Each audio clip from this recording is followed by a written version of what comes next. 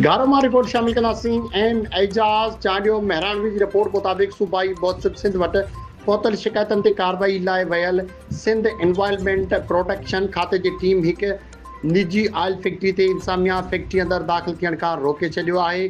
Team उन हवाले सां लिखत में पंहिंजी रिपोर्ट सूबाई मुहसिब आला सिंध ॾांहुं उमाणे छॾी आहे। ख़बर असां शेयर कई पिया। सूबाई मुहसिब आला सिंध जे शिकायतूं मिलियूं हुयूं त घारो भरिसां क़ाइमु हिकु निजी ऑयल मिल में बग़ैर टर्मिनेट प्लांट लॻाइण जी फैक्ट्री जो ज़हरीलो ऐं बदबूदार सिधो संओं घारो में मुंतक़िल थिए पियो, जंहिंसां सामूंडी हयाती आबी हयाती खे ख़तरो आहे। शिकायतुनि बावजूदि मच्छी, झींगा, केकड़नि ऐं पैदावार में नुमायां घटिताई आई आहे, जॾहिं त 10,000 खां वधीक माण्हुनि जो रोज़गार पिणु सख़्तु मुतासिर थियो आहे।